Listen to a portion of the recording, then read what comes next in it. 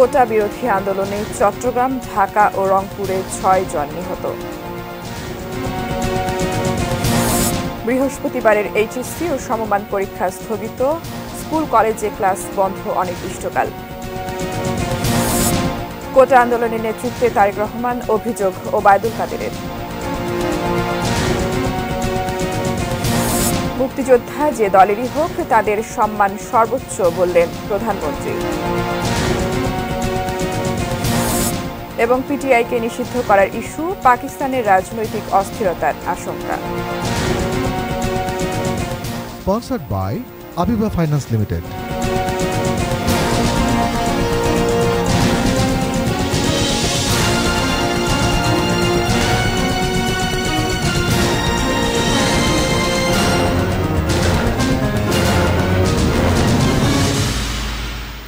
এটি নিউজ দেখছেন।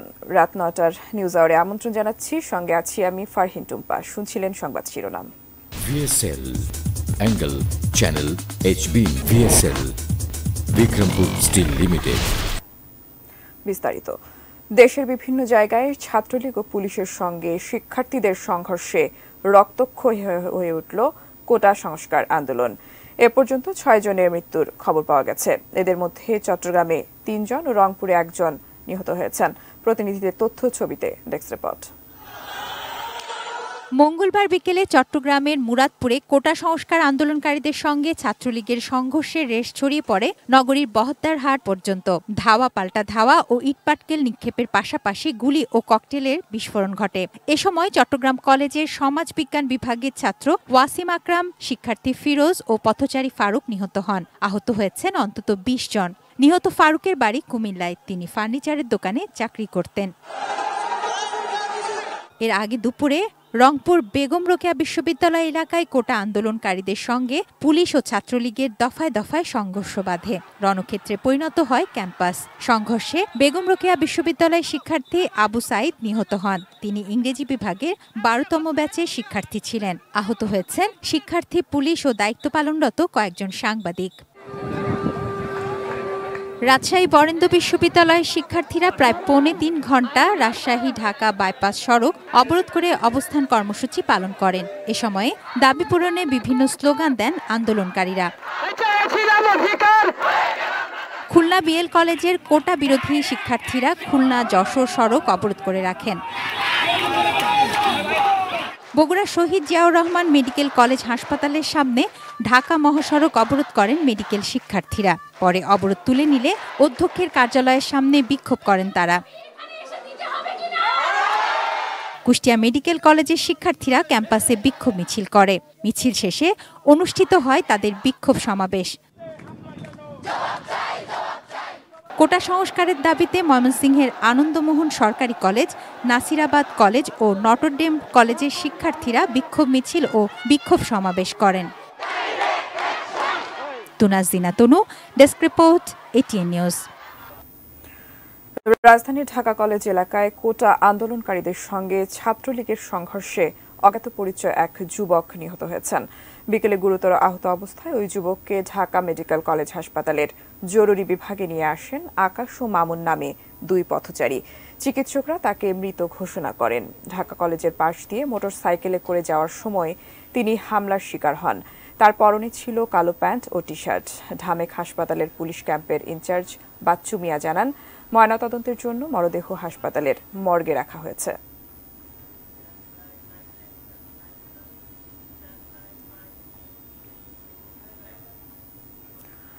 বর্তমান পরিস্থিতিতে ১৮ জুলাই বৃহস্পতিবারের এইচএসসি পরীক্ষা স্থগিত করেছে শিক্ষা মন্ত্রণালয়। একই সঙ্গে সারা দেশের সব স্কুল কলেজে শ্রেণী কার্যক্রম অনির্দিষ্টকালের জন্য বন্ধ ঘোষণা করা হয়েছে। মঙ্গলবার শিক্ষা মন্ত্রণালয় থেকে গণমাধ্যমে পাঠানো সংবাদ বিজ্ঞপ্তিতে বলা হয়েছে, বিশ্ববিদ্যালয় ও কলেজগামী শিক্ষার্থীদের নিরাপত্তার কথা বিবেচনায় এই সিদ্ধান্ত নেওয়া হয়েছে। পরবর্তী নির্দেশ না দেওয়া পর্যন্ত ক্লাস বন্ধ থাকবে।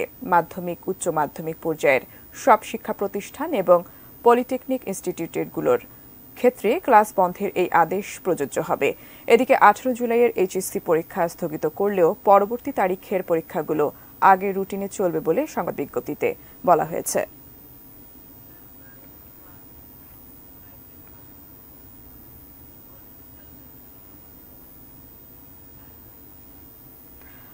কোটা আন্দোলনের নেতৃত্বে বিএনপির ভারপ্রাপ্ত চেয়ারম্যান তারেক রহমান এ মন্তব্য করেছেন আওয়ামী লীগের সাধারণ সম্পাদক ওবায়দুল কাদের। জনদুর্ভোগ সৃষ্টি করলে আন্দোলনকারীদের বিরুদ্ধে কঠোর পদক্ষেপ নেবার হুঁশিয়ারও দিয়েছেন তিনি। স্বরাষ্ট্রমন্ত্রী আসাদুজ্জামান খানও শিক্ষার্থীদের জনদুর্ভোগ সৃষ্টি না করতে সতর্ক করেছেন। এদিকে সরকারি চাকরিতে কোটা বহাল রেখে হাইকোর্টের দেওয়া রায়ের বিরুদ্ধে লিভ টু আপিল বা আপিলের অনুমতি চেয়ে আবেদন করেছে রাষ্ট্রপক্ষ। কোটা সংস্কার আন্দোলনকে কেন্দ্র করে সোমবার ঢাকা বিশ্ববিদ্যালয়ে দিনভর সংঘর্ষের পর মঙ্গলবারও সড়ক অবরোধ করে শিক্ষার্থীরা। চলমান এমন পরিস্থিতি নিয়ে ধানমন্ডির কার্যালয়ে দলের নেতাদের সঙ্গে বৈঠক করেন আওয়ামী লীগ সাধারণ সম্পাদক। প্রায় ঘণ্টাব্যাপী বৈঠকের পর সংবাদ সম্মেলন করেন তিনি। বাংলাদেশ আওয়ামী লীগের কার্যালয়ে ওবায়দুল কাদেরের দাবি, অরাজনৈতিক আন্দোলনে ভর করে নির্বাচিত গণতান্ত্রিক সরকারকে হটানোর চক্রান্ত চলছে। এসবের পেছনে বিএনপির ভারপ্রাপ্ত চেয়ারম্যান তারেক রহমানের সম্পৃক্ততারও দাবি করেন তিনি। এই কোটা সংস্কার আন্দোলনেরও নেতৃত্ব নিয়েছেন সে লন্ডনের দণ্ডপ্রাপ্ত পলাতক আসামি তারেক রহমান। আমরা ধৈর্য ধরছি। ধৈর্য ধরার অর্থ আমাদের দুর্বলতা। সময় মতো যথাযথ অ্যাকশন নেওয়া হবে। প্রধানমন্ত্রীর বক্তব্যকে বিকৃত করে বিভ্রান্তি ছড়ানো হচ্ছে বলে মন্তব্য করেন ওবায়দুল কাদের। সোমবার ঢাকা বিশ্ববিদ্যালয়ে সংঘর্ষে ছাত্রলীগের নেতাকর্মীরা আহত হলেও তাদের উপর হামলার দায় চাপানো হচ্ছে বলেও দাবি তার। এই আন্দোলনকারীদের একটা অংশ রাজাকারের পক্ষ অবলম্বন করছে, এটা দিবালোকের মতো পরিষ্কার। রাজধানীর তেজগাঁওয়ে ঢাকা জেলা আওয়ামী লীগের আলোচনা সভায় কোটা আন্দোলন নিয়ে কথা বলেন পররাষ্ট্রমন্ত্রী ডক্টর হাসান মাহমুদ। তিনি জানান, যারা রাজাকারের পক্ষে স্লোগান দিয়েছে তাদের চিহ্নিত করা হচ্ছে। আমরা ভোটের আগে আমরা রাজপথ পাহারা দিয়েছি, আমরা জয়লাভ করেছি বিধায় ঘরে বসে থাকার কোনো কারণ নেই। এখন দেশ পাহারা দিব, আমাদেরকে দেশ পাহারা দিতে হবে। মঙ্গলবার দুপুরে জাতীয় প্রেস ক্লাবে বাংলাদেশ প্রগতিশীল কলামিস্ট ফোরামের সেমিনারে আইনমন্ত্রী আনিসুল হক শিক্ষার্থীদের আদালতে তাদের বক্তব্য তুলে ধরার পরামর্শ দেন। আদালতে যখন একটা জিনিস গেছে, সরকারও অপেক্ষা করে যে আদালত কি বলে, তারপরে সরকারের পদক্ষেপ নেওয়া উচিত। অন্যদিকে চলমান পরিস্থিতি নিয়ে সচিবালয়ে গণমাধ্যমের মুখোমুখি হন স্বরাষ্ট্রমন্ত্রী আসাদুজ্জামান খান। তিনি শিক্ষার্থীদের আন্দোলন অবরোধ প্রত্যাহারের আহ্বান জানান। ধ্বংস করলেই, জনদুর্ভোগ সৃষ্টি করলেই, আমাদের রক্ত ঝরালেই আমাদের আইন শৃঙ্খলা বাহিনী দেশের সাক্ষার স্বার্থে আমাদের কাজটি আইন শৃঙ্খলা বাহিনী করবেন। মহসিন কবির, এটিএন নিউজ, ঢাকা। কোটা সংস্কারের দাবিতে আন্দোলনকারীদের অবস্থান কর্মসূচিতে অচল হয়ে পড়ে রাজধানী। বিভিন্ন সড়কে বন্ধ হয়ে যায় যান চলাচল। এতে চরম দুর্ভোগে পড়েন নগরবাসী। সহকর্মীদের সহায়তায় রিপোর্ট করেছেন মনিরুজ্জামান। সোমবার ঢাকা বিশ্ববিদ্যালয়ে আন্দোলনকারীদের ওপর হামলার প্রতিবাদে এবং কোটা সংস্কারের এক দফা দাবি নিয়ে সকালে রাজধানীর মেরুলবাড্ডায় অবস্থান নেন বেসরকারি ব্র্যাক বিশ্ববিদ্যালয়ের শিক্ষার্থীরা। তাদের সাথে সংহতি জানিয়ে একই সড়কে অবস্থান নেন ইস্ট ওয়েস্ট বিশ্ববিদ্যালয়ের আন্দোলনকারীরাও। রামপুরা থেকে কুড়িল মোড় পর্যন্ত আরও কয়েকটি স্থানে নেমে আসে বেসরকারি বিশ্ববিদ্যালয়ের শিক্ষার্থীরা। ফলে ওই সড়কে যান চলাচল বন্ধ হয়ে যায়। একই দাবিতে রাজধানীর উত্তরার বেশ কয়েকটি বিশ্ববিদ্যালয়ের শিক্ষার্থীরা সড়ক অবরোধ করে বিক্ষোভ করেন। শিক্ষার্থীদের আন্দোলনে মিরপুর, ফার্মগেট, মতিঝিল, যাত্রাবাড়ি, সায়েন্স ল্যাব সহ গুরুত্বপূর্ণ সড়কে যান চলাচল বন্ধ হয়ে যায়। মহাখালী, সায়েন্স ল্যাব সহ বেশ কয়েক জায়গায় আন্দোলনকারীদের সাথে পুলিশ এবং ছাত্রলীগের সংঘর্ষ হয়। এ সময় আহত হন অনেকে। সফলতা না আসা পর্যন্ত আন্দোলন চালিয়ে যাওয়ার ঘোষণা শিক্ষার্থীদের। আমরা চাই হলো কোটাটা কিছু পার্সেন্টেজে নিয়ে আসুক। এখন যদি অযৌক্তিক আন্দোলনই হইতো তাহলে স্কুল কলেজ সবাই নামতো, সবাই কি ব্রেইনলেস? যত বড় বাইরে কালকে আঘাত পেয়েছে তার সবার সুষ্ঠু বিচার চাই। অন্যদিকে জনভোগান্তিমূলক কর্মসূচি পরিবর্তনের আহ্বান সাধারণ মানুষের। যদি একটা রাস্তা বন্ধ থাকে তাহলে মানুষ কিভাবে চলে? রাস্তাঘাট বন্ধ করে হরানি করে আমার শাস্তিতে অন্য হইতাছে না, অবস্থা তো ভাই ভালো না। আমরা চাই এটা শুরু হোক। Moniruzzaman, ATN news, Dhaka. গুলশানে বিএনপি কার্যালয়ে দলটির লিয়াজো কমিটির বৈঠক অনুষ্ঠিত হয়েছে। এখন দলের মহাসচিব মির্জা ফখরুল ইসলাম আলমগীর গণমাধ্যমকে সে বিষয়ে জানাচ্ছেন। আমরা সরাসরি যুক্ত হচ্ছি সেখানে। চিহ্নিত সরকার দলীয় সন্ত্রাসীদের হাতে যেভাবে দেশব্যাপী সহস্রাধিক ছাত্রছাত্রীদের আহত হওয়ার ঘটনা ঘটেছে, অনেকে গুরুতর আহত অবস্থায় জীবন মৃত্যুর সন্ধিক্ষণে রয়েছেন। আমরা মনে করি এই সমুদায় ঘটনার পুরো দায় দায়িত্ব সরকার এবং সরকারি দলের। সরকারের সর্বোচ্চ পর্যায় থেকে যেভাবে উস্কানি সৃষ্টি করা হয়েছে এবং ছাত্রলীগকে সাধারণ শিক্ষার্থীদের শান্তিপূর্ণ যৌক্তিক আন্দোলন মোকাবেলা করার নির্দেশনামা দিয়ে নির্দেশে নামতে দেওয়া হয়েছে, তা গত 2 দিনের সঙ্গে ঘটনার ক্ষেত্র তৈরি করেছে। আমরা এই পরিকল্পিত রাষ্ট্রীয় সন্ত্রাসের তীব্র প্রতিবাদ করে বলতে চাই যে দমন নিপীড়ন ও সহিংসতা চালিয়ে সরকার আজ এই পরিস্থিতি তৈরি করেছে। আমরা লক্ষ্য করেছি এখনো পর্যন্ত গণমাধ্যমে প্রকাশিত শতাধিক সরকার দলীয় সশস্ত্র সন্ত্রাসীদের গ্রেপ্তার করে আইনের আওতায় আনা হয়নি। আমরা আগামী 24 ঘন্টার মধ্যে এই সশস্ত্র সন্ত্রাসীদের গ্রেপ্তার দাবি জানাচ্ছি। আমরা পুলিশের গুলিতে ও ছাত্রলীগের সশস্ত্র হামলায় যারা প্রাণ হারিয়েছেন তাদের জন্য গভীর শোক প্রকাশ করছি। আমরা নিহত আহতদের পরিবারের প্রতি আমাদের সমবেদনা জ্ঞাপন করছি। সংবাদ সংগ্রহ করতে গিয়ে অনেক সাংবাদিক আহত ও নির্যাতিত হয়েছেন, তাদের প্রতি সমবেদনা জানাচ্ছি। একই সাথে অনতিবিলম্বে কোটা ব্যবস্থার ন্যায্য যৌক্তিক সংস্কারের দাবি অনতিবিলম্বে মেনে নেওয়ার জন্য সরকার ও সংশ্লিষ্ট সবার প্রতি আহ্বান জানাচ্ছি। আমরা সরকারকে হুঁশিয়ার করে বলতে চাই যে হত্যা, দমন নিপীড়ন করে অতীতের কোন শরীরের শাসক যেমন শেষ রক্ষা করতে পারেনি, বর্তমান ফ্যাসিবাদী সরকারও দমন নিপীড়নের এই পথে শেষ রক্ষা করতে পারবে না। আমরা দেশবাসীকে ছাত্র সমাজের এই ন্যায্য ও গণতান্ত্রিক দাবির পক্ষে সোচ্চার হতেও উদাত্ত আহ্বান জানাচ্ছি। যুগপৎ আন্দোলনের সকল রাজনৈতিক দলের পক্ষে আমি মির্জা ফখরুল ইসলাম আলমগীর, মহাসচিব বাংলাদেশ জাতীয় দল। ধন্যবাদ। আমরা আগামীকাল আমাদের এই যে যৌথ আন্দোলনে যুগপৎ আন্দোলনে থাকা রাজনৈতিক দলসমূহের আমরা আগামীকাল বাইতুল মুকাররমে বাদ জোহর অর্থাৎ দুপুর 1:30 মিনিটে গায়েবী জানাজা যারা নিহত হয়েছেন তাদের রুহের মাগফিরাত কামনার জন্য গায়েবী জানাজা বাইতুল মুকাররমে অনুষ্ঠিত হবে এবং এই প্রোগ্রামটা সারা দেশে আমরা গায়েবী জানাজা পড়ার জন্য আহ্বান জানাচ্ছি। ধন্যবাদ। দর্শক, রাজধানীর গুলশানে বিএনপি কার্যালয়ে দলটির লিয়াজো কমিটির বৈঠক নিয়ে এতক্ষণ কথা বলছিলেন দলটির মহাসচিব ফখরুল ইসলাম আলমগীর। আমরা সরাসরি ছিলাম সেখানে। কোটা বিরোধী আন্দোলনে আজ দুপুর পর্যন্ত কেউ মারা যায়নি, কিন্তু তার অনেক আগেই সোমবারই মার্কিন স্টেট ডিপার্টমেন্ট একাধিক মৃত্যুর অসত্য তথ্য দিয়েছে। এর কড়া প্রতিবাদ জানিয়েছে বাংলাদেশের পররাষ্ট্র মন্ত্রণালয়, যদিও উদ্ভূত পরিস্থিতিতে নিশ্চুপ থাকার ঢাকার মার্কিন দূতাবাস।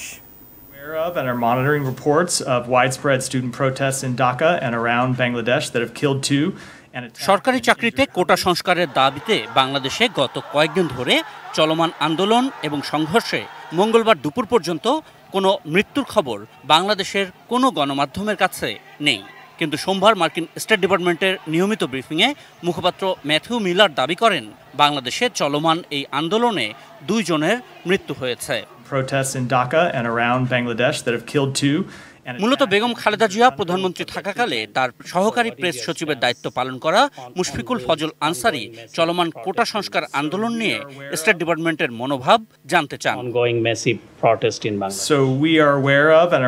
সে সময় ম্যাথিউ মিলার বলেন তারা পরিস্থিতিতে দৃষ্টি রাখছে। 2 জনের মৃত্যুর ঘটনাও উল্লেখ করেন তিনি।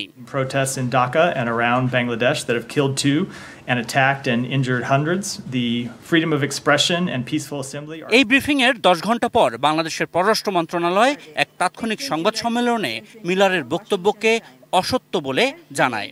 পররাষ্ট্র মন্ত্রণালয়ের মুখপাত্র বলেন যাচাই না করে যুক্তরাষ্ট্র এরকম ভুল তথ্য দিয়েছে। Use of unverified information to make such baseless claims can fuel violence and undermine Bangladesh government's efforts to maintain a peaceful environment to allow non-violent protest or movement. কিন্তু প্রশ্ন উঠছে, ঢাকায় মার্কিন দূতাবাসের কাছ থেকে তথ্য যাচাই না করেই ম্যাথু মিলার দুইজনের মৃত্যুর খবর উল্লেখ করেছেন কি? এ বিষয়ে ঢাকার মার্কিন দূতাবাস এখনও আনুষ্ঠানিক কোনো বক্তব্য দেয়নি। Ashikur Rahman Apu, ATN news, Dhaka.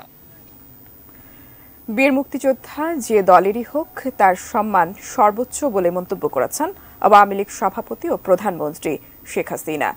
একই সঙ্গে তিনি জানান, নারী, ক্ষুদ্র নৃগোষ্ঠী, প্রতিবন্ধী কেউ যাতে পিছিয়ে না থাকে তার জন্য সচেষ্ট রয়েছে সরকার। সকালে নিজ কার্যালয়ে আয়োজিত প্রধানমন্ত্রী ফেলোশিপ অ্যাওয়ার্ড প্রদান অনুষ্ঠানে তিনি একথা বলেন। সরকারি বেসরকারি শিক্ষক, বিসিএস, নন বিসিএস কর্মকর্তা, গবেষক এবং দেশের যোগ্য মেধাবী নাগরিকদের জ্ঞান ও সক্ষমতা বাড়াতেই প্রধানমন্ত্রীর ফেলোশিপ চালু করেন শেখ হাসিনা। এই শিক্ষাবৃত্তি পেতে হলে প্রত্যেক আবেদনকারীকে বিশ্ব র্যাঙ্কিংয়ের শীর্ষ ১০০-র মধ্যে থাকা যে কোনো একটি বিশ্ববিদ্যালয়ে ভর্তি নিশ্চিত করতে হয়। অন্যের মানবাধিকারের লেন্স দিয়ে চলতি বছর এই ফেলোশিপ জয়ীদের একজন বীর মুক্তিযোদ্ধার সন্তান, প্রাথমিক স্কুলের সহকারী শিক্ষক শমসের সর্দার। নিজ যোগ্যতায় তিনি যুক্তরাষ্ট্রের হার্ভার্ড বিশ্ববিদ্যালয়ে ভর্তি নিশ্চিত করেছেন। তবে শিক্ষক হিসাবে সবার কাছে আমার একটি আকুল আবেদন, আসুন মুক্তিযোদ্ধাদেরকে সম্মান করি, দেশকে ভালোবাসি। সবার সুস্বাস্থ্য ও প্রধানমন্ত্রী দীর্ঘায়ু কামনা করে আমি আমার বক্তব্য শেষ করছি। জয় বাংলা, জয় বঙ্গবন্ধু, বাংলাদেশ চিরজীবী। শমসের সর্দারের মতোই ৪২৪ জন পিএইচডি এবং স্নাতকোত্তর ফেলোকে এ পর্যন্ত এই বৃত্তি দিয়েছেন প্রধানমন্ত্রী। এরই মধ্যে যাদের ২৪১ জন ফিরে এসে মানুষ ও দেশ গড়ার কাজ করছেন। অনুষ্ঠানে নির্বাচিত মেধাবীদের হাতে ফেলোশিপের সনদ তুলে দিয়ে প্রধানমন্ত্রী মনে করিয়ে দেন, তিনি প্রথমবার প্রধানমন্ত্রী হয়ে এই ফেলোশিপ চালু করলেও পরবর্তী সরকার তা বন্ধ করে দিয়েছিল। আমি ৯৬ সালে সরকারে সেই ফেলোশিপ দিয়েছিলাম, যেটা আমি আগে বললাম যে মাঝামাঝি পথায় যখনই বিএনপি ক্ষমতা আসলো, খালেদা জিয়া এসে সেটা বন্ধ করে দিল, অনেকে বিপদে পড়ল। ভবিষ্যতে কেউ যেন এই শিক্ষাবৃত্তিগুলো বন্ধ করতে না পারে তার জন্য ট্রাস্ট ফান্ড গঠন করে আইন প্রণয়নের কথাও জানান সরকার প্রধান। বিজ্ঞান ও প্রযুক্তি মন্ত্রণালয় থেকেও আমরা স্কলারশিপ দিচ্ছি বা অন্যান্য ক্ষেত্রে আছে। এই সবগুলি মিলিয়ে আমাদের ৫,০০০ কোটি টাকার একটা ফান্ড প্রয়োজন। তবে চিন্তা নেই, সেটা আমরা করতে পারবো, আমার সে বিশ্বাস আছে। এখানে টাকাটা বড় কথা না, বড় কথা হচ্ছে আমার দেশের ছেলেমেয়েরা বিদেশে যাবে, উচ্চ ডিগ্রি নেবে, তারা ফিরে আসবে, তাদের গবেষণা দেশের উন্নয়নের কাজে লাগবে। প্রধানমন্ত্রী বলেন, সমাজের সকল স্তরের মানুষ যেন সমানভাবে এগিয়ে যেতে পারে তার জন্য কাজ করছেন তিনি। দৃঢ় কণ্ঠে আবারও জানালেন, এক্ষেত্রে তার কাছে সবার আগে বিবেচ্য মুক্তিযোদ্ধাদের সম্মান। আমি জানি এর মধ্যে অনেকেই হয়তো আমাদের দলের সমর্থন নেই, অন্য জায়গায় চলে গেছেন, বা অনেকের অনেক কিছু থাকতে পারে। যে যেখানেই যাক সেটা আমার কাছে বিবেচ্য না। আমার কাছে বিবেচ্য যে তারা তাদের সর্বস্ব ত্যাগ করে, নিজের জীবন দিয়ে, রক্ত দিয়ে এবং অনেকেই পঙ্গুত্ব বরণ করে এই দেশকে স্বাধীন করে বিজয় এনে দিয়েছে, শত্রুকে পরাজিত করে বিজয় এনে দিয়েছে। কাজে সেই ক্ষেত্রে আমি মনে করি তাদের সম্মানটা সর্বোচ্চ থাকবে। Arafat Siddiqui, ATN news, Dhaka. News আওয়ারের সময় হলো, বাজে স্টিল বিরতি নেবার, এরপর আরও থাকছে। 450 গরু হাওয়া করেছে সাদিক এগ্রো, ইমরানের বিরুদ্ধে দুদকের মামলা। পিএসসির কর্মচারী সাজিদুলের ঠাঁট বাটে বড় কর্মকর্তা ভাবত মানুষ।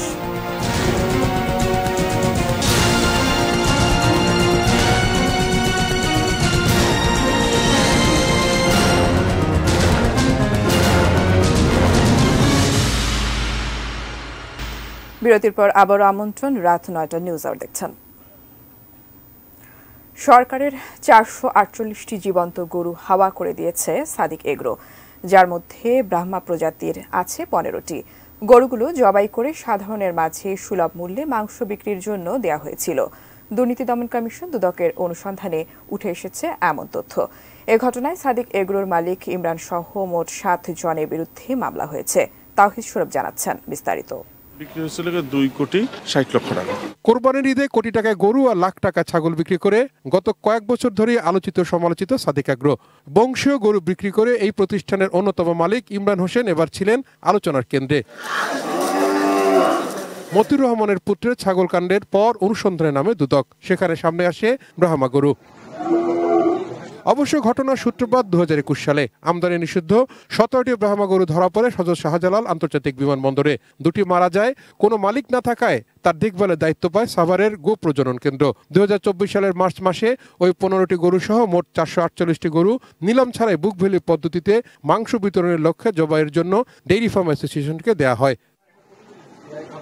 সাদিক অ্যাগ্রো ফার্মের মালিক ইমরান হোসেন ডেইরি ফার্ম অ্যাসোসিয়েশনেরও সভাপতি। অনুসন্ধানের সময় দুদক অভিযান চালায় সাভারের গো প্রজনন কেন্দ্র এবং সাদিক অ্যাগ্রোতে। সেখান থেকে উদ্ধার হয় আমদানি নিষিদ্ধ ব্রাহ্মা জাতের গরু। দুদক বলছে এই গরুর সরকারি কর্মকর্তাদের যোগসাজশে উচ্চ দামে বিক্রি করছিল সাদিক অ্যাগ্রো। যে সকল পশু বিগত রমজান মাসে প্রাণী সম্পদ অধিদপ্তর কর্তৃক মাংস হিসাবে ভ্রাম্যমাণ বিক্রয় কেন্দ্রের মাধ্যমে জনগণের মাঝে সুলভ মূল্যে বিক্রয়ের সরকারি সিদ্ধান্ত থাকা সত্ত্বেও তা সম্পূর্ণরূপে অমান্য করে এবং সকল বিধিবিধান লঙ্ঘনপূর্বক নিলাম কমিটির মাধ্যমে নিলাম না করে কালিঙ্কৃত ব্রাহ্মা জাতের 15টি গরু, যার কম বেশি মূল্য 15 কোটি টাকা, রেকর্ডপত্রে জবাই দেখে বাস্তবে জবাই না করে আত্মসাৎ করেছেন।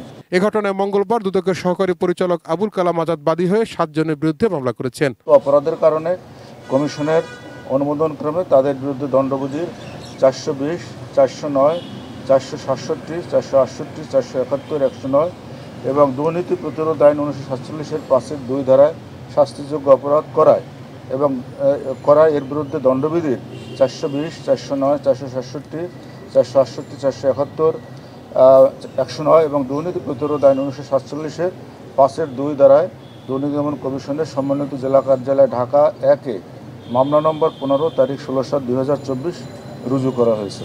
সাদিক অ্যাগ্রোর পেছনে আরও কে আছে তদন্তে তা খুঁজে দেখবে দুদক। কমিশনের এনফোর্সমেন্ট ইউনিট। তাহিদ সৌরভ, এটিএন নিউজ, ঢাকা। প্রশ্নপত্র ফাঁস কাণ্ডে গ্রেপ্তার 17 জনের একজন নোয়াখালীর সুবর্ণচরের সাজিদুল ইসলাম। পিএসসির অফিস সহায়ক পদে চাকরি। বছরে কয়েকবার গ্রামের বাড়ি যেতেন, দামি গাড়ি হাঁকিয়ে দুহাতে করতেন দান খয়রাত। এলাকার মানুষ ভাবতেন কোনো বড় কর্মকর্তা বুঝি। নোয়াখালী প্রতিনিধি ফয়জুল ইসলাম জাহান জানিয়েছেন বিস্তারিত, দেখুন ডেস্ক রিপোর্টে। বাংলাদেশ কর্ম কমিশন পিএসসির অফিস সহায়ক সাজিদুল ইসলাম ওরফে শরীফের গ্রামের বাড়ি সুবর্ণচর উপজেলার চরবাটা ইউনিয়নের 5 নম্বর ওয়ার্ডের মধ্য চরবাটা গ্রামে। সেখানে গিয়ে দেখা গেল প্রায় 1 একর জায়গায় সীমানা প্রাচীর উঠছে, নতুন ভবন হবে। সাজিদুলের বাবা শামসুল আলম সরকারি পরিবহন পুলের গাড়ির ড্রাইভার ছিলেন। বাবার চাকরি সূত্রে ঢাকাতেই তাদের জন্ম ও লেখাপড়া। গ্রামে খুব একটা যাতায়াত ছিল না, তবে সাজিদুল যখনই গ্রামে যেতেন দামি পাজেরো গাড়ি চড়ে যেতেন, হাত খুলে দান করতেন। কিছুদিন আগে সাজিদুলের বোন আর বোন জামাইয়ের একসঙ্গে সরকারি চাকরি হলে গ্রামে মিষ্টি বিতরণ করেন তিনি। এলাকার অনেকেই চাকরির জন্য তার কাছে ধর্ণা দিতেন। গ্রামবাসীর প্রশ্ন, একজন ড্রাইভারের ছেলে অফিস সহায়কের চাকরি করে এত ক্ষমতা ও টাকা কোথায় পেলেন? আমরা তো জানি ঢাকায় মনে কি চাকরি করে বড় অফিসার, এইখানে আসিবে এটা গেছে অনেকে কি শুনছি ধরা খাইছে আর কি। বিভিন্ন সময় বিভিন্ন গাড়ি নিয়ে প্রাইভেট কার নিয়ে আসি এখানে ওয়াল বাড়িঘর করবে, এখানে বাউন্ডারি ওয়াল করতেছে। প্রাইভেট কারটা ফসফস করে আসি দিয়ে সে এখানে দিয়ে ওয়াল করি আমরা কাঁচা টাকা দিই। প্রতিবেশীদের আরও অভিযোগ, টাকা ও ক্ষমতার দাপটে তাদের জায়গা দখল করে তোলা হয়েছে সীমানা দেয়াল। যদিও সাজিদুলের আত্মীয় স্বজনরা তাকে ভালো মানুষ প্রমাণের চেষ্টাই করেন। আমি ওনাকে আগে যেরকম দেখতাম এখন ওরকম দেখি। পার্সোনাল কোনো গাড়ি নেই, ওর হুন্দে আছে একটা, তবে আমি এটা জানি বাউন্ডারিটা আমার ফুফু শাশুড়ি 5 লাখ টাকা জমিন বন্ধক দিই, এই আমগো একটু সমস্যা আর হেলেগা করি দেরাম। প্রশ্নপত্র ফাঁসে জড়িত থাকার দায়ে সাজিদুলের গ্রেপ্তার হওয়ার খবরে বিব্রত গ্রামবাসী। সাজিদুলের প্রশ্ন ফাঁস কাণ্ডে সুবর্ণচরের মানুষ হিসেবে আমরা খুবই বিব্রত। সাজিদুল কয়েকটি ছেলের সঙ্গে যোগাযোগ করেছিল তাকে মন্ত্রণালয়ে চাকরি দিবে বলে। নোয়াখালীর শস্য ভাণ্ডার খ্যাত সুবর্ণচরের মানুষ অসৎ লোকের অবৈধ অর্থের গল্প শুনতে চান না, তারা সততার গল্প শুনতে চান। চন্দন পাল, ডেস্ক রিপোর্ট, এটিএন নিউজ। একটি মদের দোকান বন্ধ করা নিয়ে অস্বস্তিকর অবস্থা সিরাজগঞ্জের শাহজাদপুরে। যুবকদের রক্ষার দাবি নিয়ে রাজপথে নেমেছে এলাকার মানুষ। অন্যদিকে পাল্টা কর্মসূচি নিয়েছে হরিজন সম্প্রদায়। তাদের বক্তব্য, এই দোকান বন্ধ হলে তাদের জীবিকা বাধাগ্রস্ত হবে। বিস্তারিত জানিয়েছেন সিরাজগঞ্জ প্রতিনিধি ফেরদৌস হাসান। ডেস্ক রিপোর্টে বিস্তারিত। সিরাজগঞ্জের শাহজাদপুরের দারিয়াপুর বাজারে হরিজন সম্প্রদায়ের জন্য দেশি মদের দোকানটি চালু হয় 1978 সালে। প্রায় অর্ধ শতাব্দী ধরে এটি চললেও 12 জুলাই জুমার নামাজের পর মদের দোকান বন্ধের দাবিতে বিক্ষোভ মিছিল, মানববন্ধন ও সমাবেশ করেন এলাকাবাসী। ভাঙচুর করা হয় দোকানটি। আন্দোলনকারীদের অভিযোগ, হরিজন সম্প্রদায়ের পুরুষদের জন্য চালু হলেও এলাকার যুবকরাও এই দোকান থেকে মদ কিনে আসক্ত হচ্ছেন। মদের লাইসেন্স বাতিল যদি না করেন যুব সমাজ ধ্বংস হয়ে যাবে। আমাদের এই কর্মসূচি অব্যাহত থাকবে। সরকারকে বিশেষভাবে অনুরোধ করছি, আপনি যত তাড়াতাড়ি পারেন এই মদের লাইসেন্স বাতিল করুন। পাল্টা কর্মসূচি দিয়ে হরিজন সম্প্রদায়ের লোকজন বলছেন, তাদের যে জীবিকা, মদ পান না করে সে কাজ করা সম্ভব নয়। তারা স্লোগান তুলছেন, ভাত চাই না, মদ চাই। এমন পরিস্থিতির জন্য দোকানের মালিক মানিক কুমার সরকার স্থানীয় সংসদ সদস্যকে দায়ী করেছেন।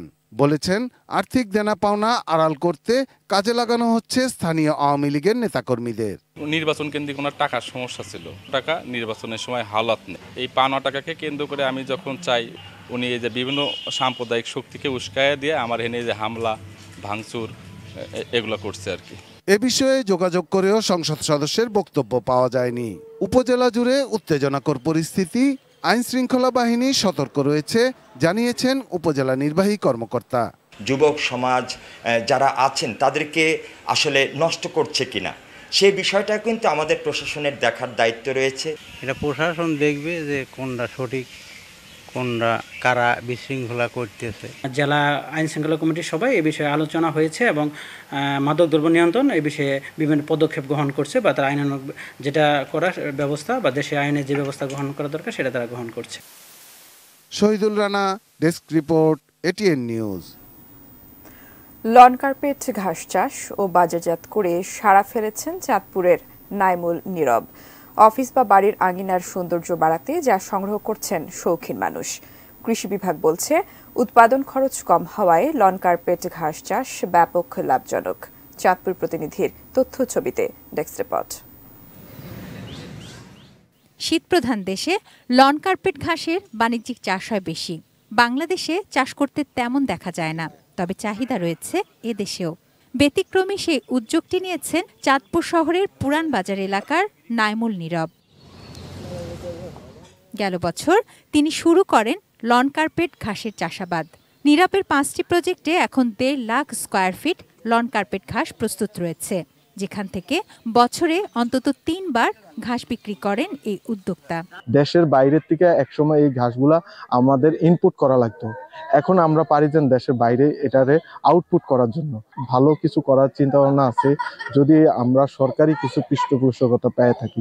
লন কার্পেট ঘাস চাষে পোকা বা রোগবালাইয়ের আক্রমণ নেই, উৎপাদন খরচ কম, তাই এর বাণিজ্যিক চাষ বেশ লাভজনক।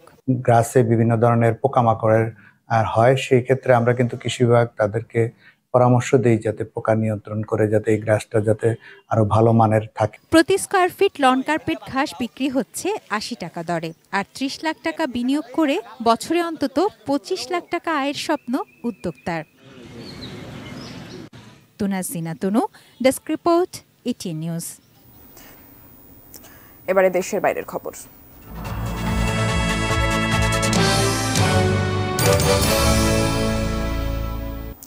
ইমরান খানের দল পিটিআইকে নিষিদ্ধ করার উদ্যোগে পাকিস্তানে রাজনৈতিক অস্থিরতার আশঙ্কা দেখা দিয়েছে। পিটিআইকে নিষিদ্ধ করার বিষয়ে পাকিস্তান পিপলস পার্টির সঙ্গে কোনো আলোচনা করা হয়নি বলে জানিয়েছে দলটির শীর্ষ নেতৃত্ব। এ ঘটনায় ক্ষমতাসীন মুসলিম লীগ নওয়াজ একঘরে হয়ে পড়তে পারে বলে আশঙ্কা করছেন পর্যবেক্ষকরা। আরও জানাচ্ছেন সুদীপ ঘোষ। গত 8 ফেব্রুয়ারি সাধারণ নির্বাচনে পিটিআইকে অযোগ্য ঘোষণা করে পাকিস্তানি নির্বাচন কমিশন। এমন পরিস্থিতিতে স্বতন্ত্র হিসেবে নির্বাচনে অংশ নিয়ে ব্যাপক সফলতা পান পিটিআইয়ের প্রার্থীরা। নির্বাচনের পর পিটিআইকে সংরক্ষিত আসনও দেওয়া হয়নি। তবে গত শুক্রবার দেশটির সুপ্রিম কোর্ট বলেছেন পিটিআই দল হিসেবে সংরক্ষিত আসন পাওয়ার যোগ্য। এর ফলে দেশটি জাতীয় পরিষদে সবচেয়ে বড় দল হিসেবে আত্মপ্রকাশ ঘটবে ইমরানের দল পিটিআইয়ের। পিটিআইকে আরও কোণঠাসা করতে নিষিদ্ধ করার পরিকল্পনা করছে সরকার। পাকিস্তানের তথ্যমন্ত্রী আতাউল্লাহ তারার দাবি করেন, ইমরান খানের বিরুদ্ধে রাষ্ট্রীয় গোপনতা ফাঁস, দাঙ্গা উস্কে দেয়া, বিদেশ থেকে অর্থ নেওয়া সহ বিভিন্ন অভিযোগের বিশ্বাসযোগ্য প্রমাণ তাদের হাতে রয়েছে। তবে সরকারের অন্যতম শরিক পাকিস্তান পিপলস পার্টি কেন্দ্রীয় নেতা সাজিয়া মারি জানিয়েছেন, পিটিআইকে নিষিদ্ধ করার সিদ্ধান্ত শাহবাজ শরীফের দল এককভাবে নিয়েছে, তাদের সঙ্গে কোনো আলোচনা করা হয়নি। ক্রিকেট ছেড়ে রাজনীতিতে জনপ্রিয়তা অর্জন করেন ইমরান খান। 2018 সালে ক্ষমতায় আসা ইমরান খান 2022 সালে এক অনাস্থা ভোটে ক্ষমতাচ্যুত হন। গত আগস্ট থেকে জেলে থাকা ইমরান খানকে গত শনিবার ইদ্যত মামলা থেকে খালাস দিয়েছেন আদালত, কিন্তু কর্তৃপক্ষ নতুন মামলায় তাকে গ্রেপ্তার দেখানোয় তিনি মুক্তি পাননি। পিটিআই নেতারা বলছেন, তাদের দলকে নিষিদ্ধ করা হলে তারা সহজে মেনে নেবেন না। তারা রাজপথে নেমে পড়লে নতুন করে রাজনৈতিক অস্থিরতা দেখা দিতে পারে। পাকিস্তানের দীর্ঘদিন ধরেই অর্থনৈতিক অবস্থা খারাপ, ব্যবসা বাণিজ্য স্থবির, কর্মসংস্থানের অভাবে ভুগছে তরুণ সমাজ। তার মধ্যেই পিটিআই ইস্যুতে নতুন করে রাজনৈতিক সংঘাত ছড়িয়ে পড়লে অর্থনৈতিক সংকট আরও প্রকট হবে বলে ধারণা পর্যবেক্ষকদের। Sudip Ghosh, desk report, ATN news. ওমানের রাজধানী মাস্কাটে একটি মসজিদের কাছে বন্দুক হামলায় 4 জন নিহত হয়েছেন, আহত হয়েছেন বেশ কয়েকজন। মঙ্গলবার দেশটির ওয়াদি আল কাবির জেলায় এই হতাহতের ঘটনা ঘটে। এ ঘটনার পর ওই এলাকায় অভিযান চালাচ্ছে পুলিশ। এক বিবৃতিতে ওমান পুলিশ জানায়, ঘটনাস্থলে সব রকমের নিরাপত্তা ব্যবস্থা জোরদার করা হয়েছে। পরিস্থিতি স্বাভাবিক করতে প্রয়োজনীয় পদক্ষেপ নেওয়া হয়েছে। সামাজিক যোগাযোগ মাধ্যম এক্সে পুলিশ জানায়, অপরাধীদের শনাক্ত করতে ঘটনাস্থল থেকে প্রমাণ সংগ্রহ করা হচ্ছে। তদন্ত শুরু করেছে দেশটির কর্তৃপক্ষ, তবে বিস্তারিত কিছু জানায়নি তারা। দেশটিতে এই ধরনের বন্দুক হামলার ঘটনা খুবই বিরল।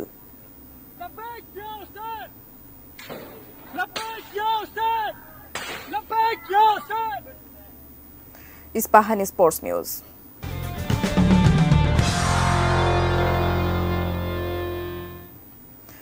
আগামী 19 জুলাই থেকে মাঠে গড়াতে যাচ্ছে নারী এশিয়া কাপ। এবারের আসরটি অনুষ্ঠিত হবে শ্রীলঙ্কার মাটিতে। আসন্ন টুর্নামেন্টে অংশ নিতে শ্রীলঙ্কা গেছে বাংলাদেশ নারী ক্রিকেট দল। নতুন স্বপ্ন, নতুন আশা নিয়ে শ্রীলঙ্কা গেছে বাংলাদেশ নারী ক্রিকেট দল। সাম্প্রতিক পারফরমেন্স ভালো না হলেও আবারও যেন এশিয়া কাপ জয়ের আত্মবিশ্বাস ধরা পড়ল নিগার সুলতানা জ্যোতির কণ্ঠে।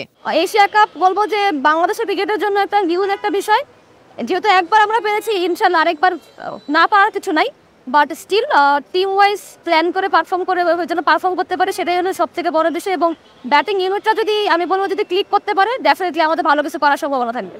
19 জুলাই থেকে টুর্নামেন্ট শুরু হলেও বাংলাদেশ প্রথম ম্যাচ খেলতে নামবে একদিন পরে শ্রীলঙ্কার বিপক্ষে। বি গ্রুপে বাংলাদেশের বাকি দুই প্রতিপক্ষ থাইল্যান্ড, মালয়েশিয়া। শিরোপায় চোখ থাকলেও প্রথমত সেমিফাইনাল খেলার পরিকল্পনা মাথায় রেখে এগোতে চায় টাইগ্রেসরা। গত 2 সিরিজে যত মিস্টেকস গুলো আছে আমরা কতটুকু ইমপ্রুভ করলাম প্র্যাকটিস গুলোতে, সো এটা আমরা বুঝতে পারবো। সো ওয়ার্ল্ড কাপের আগে বেটার একটা প্রিপারেশন এবং গুড অপরচুনিটি আমাদের টিমটাকে আরেকবার নতুন করে সাজিয়ে নেওয়া। লম্বা সময় পর দলে ফিরেছে অভিজ্ঞ পেসার জাহানারা আলম। মারুফাকে নিয়ে পেস ইউনিটে ইতিবাচক ভূমিকা রাখতে চান তিনি। এশিয়া কাপকে ঘরের মাঠে আসন্ন টি-20 বিশ্বকাপের আগে নিজেদের সামর্থ্য যাচাইয়ের মঞ্চ হিসেবে দেখছেন এই পেসার। পেস ইউনিটে মারুফা আছে, আমি আছি। ইনশাল্লাহ পেস ইউনিট থেকে আমরা হয়তো সাহায্য করতে পারবো বোলিং স্ট্রেংথের দিক থেকে পেসারের স্পিনারের পাশাপাশি। এদিকে প্রথমবারের মতো এশিয়া কাপে আম্পায়ারিং করতে যাচ্ছেন সাথিরা জাকির জেসি, তাই উৎফুল্ল তিনিও। খুবই ভালো লাগছে, আমার জন্য অনেক বড় একটা চ্যালেঞ্জ। আপনারা সবাই দোয়া করবেন, এত বড় একটা আসরে যাচ্ছি যেন ভালো করতে পারি। Zenia Chisim, ATN news, Dhaka. England football দলের প্রধান কোচের দায়িত্ব ছাড়লেন গ্যারেথ সাউথগেট। মঙ্গলবার এক বিবৃতিতে বিষয়টি জানান 53 বছর বয়সী এই কোচ। 2021 সালের পর 2024 টানা 2টি ইউরো চ্যাম্পিয়নশিপের ফাইনালে হার। ইউরো শিরোপার স্বপ্ন অধরাই থেকে গেল ইংল্যান্ডের। এই ব্যর্থতার বোধ থেকেই অবশেষে সরে দাঁড়ালেন সাউথগেট। এক বার্তায় তিনি জানান, এখন নতুন অধ্যায়ের জন্য পরিবর্তনের সময়।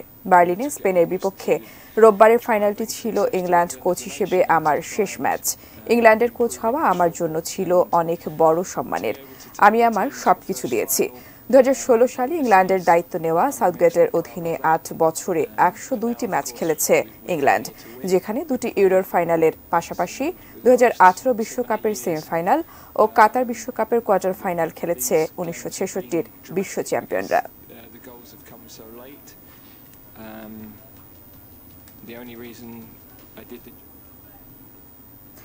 শেষ করব নিউজ আওয়ার, তার আগে এক নজরে শিরোনামগুলো জানিয়ে দিচ্ছি আর একবার।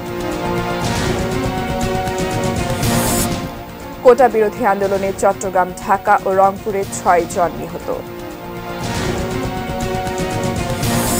বৃহস্পতিবারের এইচএসসি ও সমমান পরীক্ষা স্থগিত, স্কুল কলেজে ক্লাস বন্ধ অনির্দিষ্টকাল। কোটা আন্দোলনের নেতৃত্বে তারেক রহমান, অভিযোগ ওবায়দুল কাদেরের। মুক্তিযোদ্ধা যে দলেরই হোক তাদের সম্মান সর্বোচ্চ, বললেন প্রধানমন্ত্রী। পিটিআইকে নিষিদ্ধ করার ইস্যু, পাকিস্তানের রাজনৈতিক অস্থিরতার আশঙ্কা। 450 গরু হাওয়া করেছে সাদিক এগ্রো, ইমরানের বিরুদ্ধে দুদকের মামলা।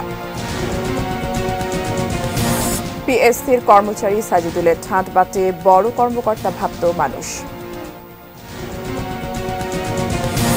মাসকাটে মসজিদের কাছে বন্দুক হামলায় 4 জন নিহত। এবং ইউরো ব্যর্থতার দায় নিয়ে সরে দাঁড়ালেন Gareth Southgate. Sponsored by Abiba Finance Limited. এই ছিল নিউজ আওয়ার। এটিএন নিউজের সব খবর জানতে ভিজিট করুন www.atnnewstv.com। এছাড়া চোখ রাখুন এটিএন নিউজের ইউটিউব ও ফেসবুক পেজে। সঙ্গে থাকুন, দেখতে থাকুন এটিএন নিউজ। ধন্যবাদ সবাইকে।